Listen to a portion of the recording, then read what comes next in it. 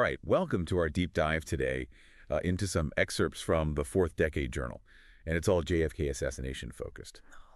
So we're going to be looking at a lot of material. some really strange anomalies, really fascinating stuff surrounding that day in Dallas. Yeah, we've got researcher analysis, some witness accounts, photographic evidence, all kinds of really interesting stuff to unpack here. I think a good place to start, as always, is the maggot bullet, or as the Warren Commission called it, the single bullet theory. Yep. One bullet caused all the non-fatal wounds to both JFK and Governor Connally. Right. What do you make of researcher Walt Cakebread's analysis of the bullet itself, CE 399? So a Cakebread's analysis, I think, really kind of zeroes in on some of the problems with the single bullet theory, right? We know from the FBI expert testimony that the rifle had 4 lands and grooves, meaning any bullet fired from that rifle would also have 4 lands and grooves. But the Warren Commission's own photo of CE 399 shows more than 4. Yeah, and then later a photo from the HSCA shows only 4 consistent with the rifle. So 2 photos, same bullet. Big discrepancy. Exactly. And Cakebread being, an engineer, he goes a step further. Oh, yeah. And he calculates the land widths in both photos and found significant differences that can't be explained by just like photographic distortion. Wow. Which seems to suggest that the bullet presented as evidence may not have been the one that actually hit JFK, and that's pretty huge. That is huge. Yeah, it casts doubt on the entire narrative. Yeah. Which begs the question, was a different bullet substituted for the original CE 399? Yeah. And if so, why? It's a huge question. To add to that, the sling swivel discrepancy. Oh, yeah, this is a weird one. The backyard photos of Oswald with the rifle show a bottom strap attachment for the sling. Yep. But the rifle photographed in Dallas has side attachments. So, are we even talking about the same rifle? The entire... Different rifles here. Argument linking Oswald to the assassination weapon falls apart if it's a different rifle. It certainly raises a lot of questions. Yeah, adds another layer of mystery to this already complex event. Yeah. Okay, let's shift gears for a moment to Jerry Coley's account of a vanishing pool of blood. Oh, yeah. This is a strange one. This is a very strange one. Yeah. Very unsettling. So Coley and a coworker see this large pool of blood on the steps of the Dallas Morning News building shortly after the assassination, and they even take photos. Really? And get this, Jack Ruby. Oh, wow. Was there, Jack Ruby, who later shot Oswald. He was there at the news building and even closed his club for the weekend. Okay, so reporter Hugh Ainsworth interviews Coley, sees the photo, goes back to investigate. No blood, just a broken soda bottle. Right, just a broken soda bottle. He concludes it was just spilled soda. Too convenient. Seems a little dismissive. A little dismissive. Doesn't it? Given the circumstances, yeah. And then it gets even more. Especially when you consider the... Chilling. When you consider the threats Coley received, calls accusing him of being part of a plot. Right, and the FBI tells him... The FBI tells him to keep quiet about the blood. Keep quiet. Suggesting national security was at stake. Yeah, what was so sensitive? What was so sensitive about a pool of blood, if it even existed? About a pool of blood? Was it truly just spilled soda, or was there something more there that someone wanted to keep hidden? Yeah, makes you think. It really does make you think. It does. Okay, on to a different kind of puzzle. The magic skull and the missing brain. Okay. Dr. Robertson's analysis of the autopsy evidence surrounding JFK's head wound is particularly intriguing. Yeah, he really kind of exposes some inconsistencies here, right? Yeah. We have multiple witnesses, both at Parkland Hospital and Bethesda, describing a large exit wound in the top rear of JFK's skull. But the autopsy photos... But then you look at the autopsy photos... show the back of the skull. And the back of the skull appears largely intact. Largely intact, yeah. I mean, it's a blatant contradiction that suggests potential manipulation. Yeah, how do you explain that? Of the autopsy evidence, right. Then there's the late arriving fragment of skull. Initially, Dr. Boswell told researcher Josiah Thompson it fit in the rear of the skull. Later, he changes his story and claims it couldn't be oriented. Of course. And of course, the autopsy photos contradict that. Showing clearly where the fragment fits. Yeah, it's like... It's like someone's deliberately trying to obfuscate. It seems like, A deliberate attempt to muddy the waters. Yeah, and let's not forget the Harper fragment. Oh, right. Another piece of skull found on the grassy knoll. Right. Some people think that's part of the occipital bone. Yeah, some believe it's part of the occipital bone, supporting the idea of a shot from the front. Right. But Dr. Robertson argues persuasively that it's parietal bone, meaning a shot from behind, and he even provides a very detailed explanation of his reasoning. I encourage everyone to check that out if you're interested in that level of detail. Okay, let's add one more element to this. The missing brain. Secret Service agent Greer stated that the back of JFK's skull was completely gone. Completely gone. Contradicted by the autopsy photos. Yeah. This discrepancy alone raises questions about the handling of the brain and what it might have revealed. What could it have revealed? About the assassination. What are your thoughts on the significance of that missing brain? Well, hard to say for sure, but the fact that it disappeared under such questionable circumstances, it suggests that it may have held evidence that someone wanted to suppress. Maybe it could have provided more definitive information about the direction of the fatal shot, Maybe even revealed the presence of fragments from a second shooter's bullet. Yeah, that's a chilling thought. Okay, let's move on to it is. Oswald's visit to the FBI and the destroyed note. We have Nanny Fenner, a clerk at the Dallas FBI office, who remembers Oswald visiting on November 9th, 1963, and leaving a note for Agent James Hosty. And Fenner's recollection suggests the note was actually a bomb threat. Wow. So that paints a very different picture. Paints a very different picture of Oswald. It's Oswald. Than the Warren Commission. Than what we've been led to believe. And Hosty initially claims the note was unimportant, even suggesting he thought it was from an informant. Right. But the FBI's internal investigation revealed that some agents corroborated Oswald's visit and the note's existence, while others denied it entirely. So you have this discrepancy within the FBI. Discrepancy right within the ranks. Pointing towards a potential cover-up. Pointing to a potential cover-up, and then the most damning detail of all. The destruction of the note. Yeah. Hosty claims his superior ordered him to destroy it after the assassination. Destroy it? Why destroy evidence? Why destroy potentially crucial evidence unless there was something to hide? It adds to the list. Yeah, it really does. Suspicious activities. Yeah. And Hosty's credibility as a witness is questionable. He admits to withholding information from the Warren Commission. Oh, wow. Claiming he was instructed to only answer specific questions. And to make matters worse, Dallas police officials accused him of lying about a conversation regarding Oswald as a potential threat. Okay, so we've got... It's a very tangled web. Of conflicting accounts and hidden information. Yeah. Hard to know. It's hard to know what to believe at this point. Yeah. Now, this next one might seem like a bit of a tangent, but bear with me. I'm intrigued. The Webby and Ozzy parallel is pretty fascinating. Ozzy as in Oswald. Yes, Ozzy as in Oswald. Okay. We have Robert E. Webster, an American who defected to the Soviet Union in 1959. Sound familiar? It does sound a bit familiar, yeah. The parallels are almost uncanny. Yeah. Both Webster and Oswald worked for defense contractors, became disillusioned, defected within weeks of each other. Interesting. They both redefected to the U.S. again within weeks of each other. Okay. Both were interested in Marxism, had connections to pro-Castro groups. It's almost like... It's like they're following the same playbook. Yeah. It's really remarkable. Yeah. And get this, Oswald actually inquired about Webster's fate before his own defection. Wow. So he was aware. That's a big detail. Webster may have even seen him as a sort of model for his own actions. It really suggests that Oswald was at least aware of Webster and might have even seen him as some kind of model or something.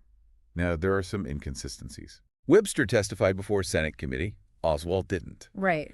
And Webster faced difficulty finding work after his defection, which wasn't the case for Oswald. Right. But the similarities are hard to ignore. They are hard to ignore. Yeah. It makes you wonder if they were. Makes you wonder if Webster and Oswald were somehow connected. Connected somehow, yeah. Perhaps playing similar roles in a larger scheme that were... In some kind of larger scheme. Only beginning to glimpse. That we're just not seeing, yeah. Yeah, definitely food for thought. It is. And to wrap up this first part of our deep dive, let's look at Senator Arlen Specter's staunch defense of the single bullet theory and Tom Snyder's unwavering support of the Warren Commission's findings. Yeah, here's where we see kind of a strong adherence to the official narrative, despite, the mounting evidence that maybe challenges it. In his interview with Tom Snyder, Spector vehemently defended the single bullet theory, even though it's widely criticized. His explanation of the bullet's trajectory and the lack of damage to JFK's clothing is, frankly, hard to believe. Yeah, and Snyder's reaction is... Yeah, and what's striking is Snyder's reaction. Really interesting. He expresses unwavering support for Spector and the Warren Commission's findings, even going so far as to say that if there were a conspiracy, someone would have revealed it by now. Which is a bit ironic. Which is ironic because... Considering he had previously interviewed witnesses? He had previously interviewed witnesses who claimed there was a conspiracy, but NBC refused to air the program. So it seems like he's kind of chosen to ignore. Right. Seems like he's chosen to ignore evidence that contradicts his... Evidence that contradicts... preferred narrative. Yeah, his preferred narrative. It's a fascinating example of how personal beliefs and biases can influence our interpretation of events, even in the face of contradictory evidence. It really is. It really is. It gives us a lot to ponder. It does. It does. We'll pick up this thread and delve into more anomalies in part 2 of this deep dive. Looking forward to it. Stay tuned. Welcome back to our deep dive into the JFK assassination. It's remarkable how even seemingly minor details can raise significant questions about the official narrative. Absolutely. And sometimes it's the absence of details or evidence. Right. That is most perplexing. Yeah, let's talk about the first-day evidence photos. Okay. The ones that were meant to document the evidence found at the Texas School Book Depository. Right, supposed to be a clear record of the scene. Yeah. But then we get these inconsistencies. Yeah, like the... Like the paper bags. Paper bag allegedly used to carry the rifle. Yeah, in one photo it's intact. Right. Later photo... Corners missing. Corners missing. What was on that missing piece? Makes you wonder, right? Some researchers suggest it could have contained a fingerprint that didn't belong to Oswald. Okay, so removing that corner. Right, get rid of that evidence. Eliminated evidence that challenged the lone gunman theory. It's a troubling thought. And then there's the issue of the fingerprint that was supposedly found on the rifle barrel itself. The Warren report states that a partial fingerprint belonging to Oswald was found, but there's no photo. No. Documenting that crucial piece of evidence has never been produced. You think a fingerprint on the murder weapon would be... You would think so. Carefully documented. Carefully documented. Preserved. Yeah, but it's nowhere to be found. Nowhere to be found. And to add to that, the paper bag itself is missing from the National Archives. The bag itself is missing. So missing photos. Oh. Potentially tampered paper bag, a vanished piece of key physical evidence. Yeah, it's hard not to be skeptical. Skeptical. It seems like there's a deliberate effort to kind of control the narrative here. Okay, let's shift focus to a seemingly unrelated event. Okay. Senator Eastland and his investigation into the Southern Conference Educational Fund. At first glance, it seems completely disconnected from the JFK assassination. Okay. But as we delve deeper, you'll see how seemingly disparate events can sometimes reveal unexpected connections. I'm intrigued. So, Senator James O. Eastland, Yeah. staunch segregationist, was the chairman of the Senate Internal Security Subcommittee, or SS. Mm-hmm. And this subcommittee was tasked with rooting out communist influence in the United States. Right, so they set their sights on... They set their sights on the Southern Conference Educational Fund, or SCEF. Okay. An organization advocating for civil rights in the South. So it seems like a classic case of red baiting. Yeah, using the fear of communism to discredit and dismantle a movement that challenged the status quo. Yeah, a tactic that was pretty common. All too common. During the Cold War. And to gather information on SCF, Eastland's chief counsel, J.G. Sauerwein, resorted to some pretty extreme measures. Like what? What are we talking about? They seized a large volume of SCEF's papers without a warrant. No warrant. A move that was later deemed illegal. Okay, so... It's a blatant overreach of power. They were really looking for something. Yeah, they were hoping to find evidence of communist connections. Right. Anything to paint SCEF as this subversive organization. Interesting. They even analyzed James Dombrowski's doctoral dissertation. Wow. A key figure in SCEF. Okay. Searching for parallels to communist ideology. Really trying to a clear discredit them? Attempt to discredit the individual and an organization. Yeah. By associating them with a perceived enemy. And did they find anything? Despite their efforts, SES never definitively proved that SEF was a communist front. So? But the damage was done. Right. By publicly associating SEF with communism, they effectively undermine their legitimacy and hamper their efforts to advance civil rights in the South. Yeah. It's a chilling reminder. Chilling reminder. Of how easily fear and propaganda can be used to silence dissent and suppress social progress. Yeah, and while we may never know. And while we may never know for certain. If there was a direct connection. If there was a direct connection between this investigation and the events surrounding the JFK assassination, it's certainly something to consider. It is something to consider, yeah. Speaking of attempts to control the narrative, let's examine Gerald Posner's book, Case Closed. Okay. Which purports to debunk the conspiracy theories surrounding JFK's death. So this book relies heavily on the findings of the Warren Commission. Yeah. And as we've seen, are riddled with inconsistencies. Yeah. And potential evidence of a cover-up. Okay, so for example, Posner claims that the photo of the sniper's nest in the Texas school book depository was taken on November 22nd, the day of the assassination. Right. But the sunlight in the photo, the angle of the sunlight, indicates it was taken in the morning. Yeah. Which makes it impossible for it to have been taken on that day. It's a seemingly small detail, but it raises questions about... It does raise questions about... Posner's thoroughness and his objectivity. Yeah, if he's willing to misrepresent something. If he's willing to misrepresent something as basic as the time of day a photo was taken, what else might he be distorting? Exactly. And there are other instances where his claims are contradicted by the evidence. He claims that an ad for the rifle allegedly used by Oswald was found among his possessions. Right. But that ad... That ad was actually given to the police. Yeah, it was given to the police by a citizen. By a citizen? Who recognized the rifle on TV. Oh, wow. So that claim is demonstrably false. Demonstrably false. And then there's the assertion that the paper bag was intact when it was photographed as evidence. Right.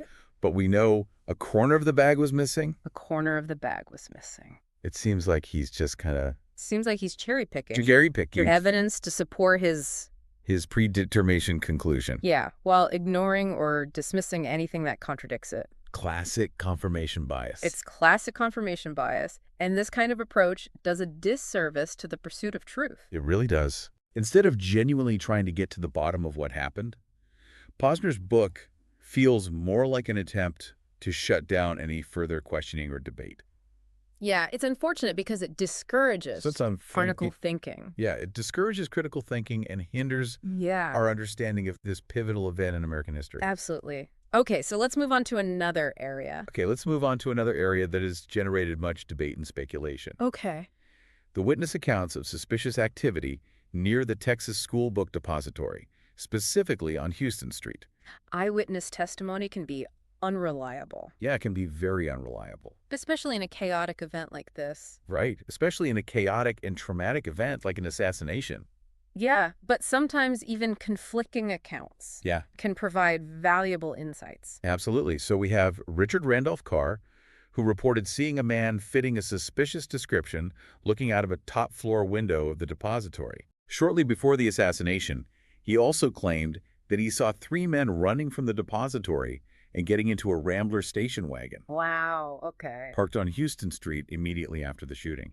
Multiple people fleeing the scene definitely raises suspicions. However, we have to consider the possibility of misidentification or faulty memory. Right. Do any other witnesses corroborate Carr's claims?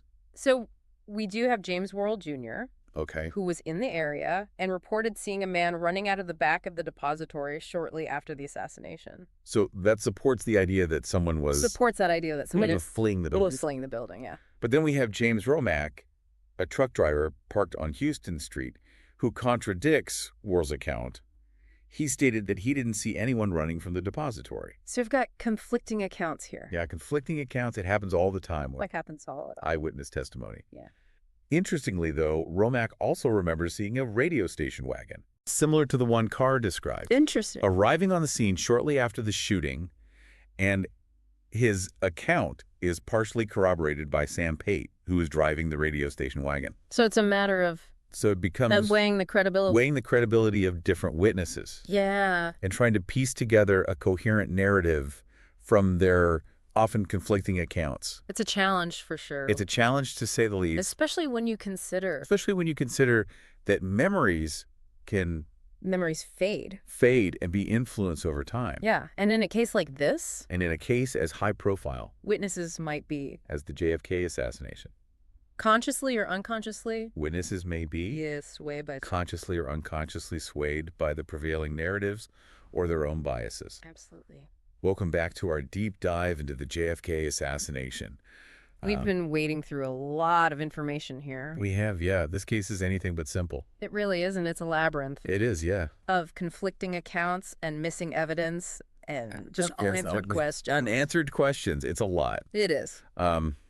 We've only scratched the surface here, but hopefully this deep dive has encouraged you to think critically about the official narrative. Absolutely. And to continue exploring. To do your own research. This complex event on your own. Yeah, that's the beauty of these deep dives. Yeah. They're a springboard. For further investigation. For deeper understanding. Okay, speaking of seeking understanding. Yeah. Let's talk about Norman Mailer's book, Oswald's Tale, An American Mystery. Okay. Mailer attempts to paint a comprehensive portrait of Lee Harvey Oswald. Right. But our sources raise some concerns about his approach. Well, Mailer's a great writer. Oh, yeah. But even the most talented authors, of course, can be influenced by their own perspectives. Right. So one concern is his reliance on Priscilla Johnson McMillan's book, Lee and Marina. Okay, and McMillan interviewed Oswald in Moscow during his defection. Right, she interviewed him in Moscow. And later became close. Quite close to Marina Oswald. Marina, yeah. She even had government approval to spend time with Marina while she was under protection. Interesting. After the assassination. So that close relationship with a key witness. Raises questions about McMillan's objectivity. About her objectivity, yeah. Could her personal connection to Marina have colored her interpretation of events? It's certainly possible. Yeah, and Mailer seems to accept her account. He does. Without fully acknowledging that potential for bias. Right. It's a reminder that we should always consider the source and their potential motivations. Always got to consider the source. When evaluating information. Absolutely. Another point raised by our sources is Mailer's tendency to portray Oswald as a psychopathic liar. Okay, so this kind of which conveniently reinforces the lone gunman theory. Yeah, reinforces the lone gunman theory. Makes it easier to dismiss Oswald's claims of innocence. Right. Or any evidence that might contradict the official narrative. So it's a way of It's a way of kind of simplifying a complex character. Fitting him neatly into a box. Putting him in a box. That supports a particular interpretation. Right. Of events. Yeah. And it also seems that Mailer glosses over some pretty crucial details. Like what kind of details? When recounting the assassination itself. Okay. He doesn't give much weight to the inconsistencies in the autopsy evidence, for example. Right. Or the witness accounts that challenge the single bullet theory. So he's just kind of... It's as if he's deliberately sidestepping information that might complicate his narrative. Or cast doubt. Or cast doubt on his conclusion. Conclusions, yeah. Again, it underscores the importance of seeking out multiple perspectives. Yeah, don't just rely and engaging with one source. Different interpretations of the evidence. Right. No single account, no matter how well written or seemingly authoritative, can claim to have the complete and definitive truth. Absolutely. It's a process of continual discovery and reevaluation. Yeah. Throughout this deep dive, we've encountered a recurring theme. Yeah. Evidence being destroyed. Right. Withheld or tampered with. Yeah. From the missing paper bag to the destroyed note. Missing paper bag. To the conflicting accounts surrounding the autopsy photos. Yeah, it's a pattern. It's a pattern that raises serious questions. About the transparency of the official investigation. If the evidence unequivocally supported the lone gunman theory, why would there be such an effort to control information? It's a question that continues to fuel speculation. It does. And debate, even after all these years. And it's a question that deserves to be asked. It does. Even if definitive answers remain elusive. The JFK assassination. Is a watershed moment. Yeah, a tragic event that continues to cast a long shadow over our collective consciousness. Absolutely. We may never fully unravel the mysteries surrounding that day in Dallas. Probably not. But by engaging with the available evidence, right, questioning the official narrative, and seeking out diverse perspectives. That's how we get closer? We can get closer to understanding what truly transpired. And perhaps more importantly, we can learn from the mistakes of the past and strive for greater transparency and accountability in the future. Absolutely. This deep dive has provided a glimpse into the complexities of the JFK assassination. But the journey of exploration doesn't end here. We encourage you to continue your own research. Seek out additional sources and form your own conclusions. And remember, critical thinking. Critical thinking is essential. Is key. Especially when dealing with historical events. Absolutely. That have been so heavily mythologized and debated. Thank you for joining us. Thank you for joining us on this deep dive. We hope you leave with more questions than answers. More questions than answers. A thirst for further knowledge. A thirst for knowledge. And a renewed appreciation for the importance of seeking truth, wherever it may lead. Wherever it may lead.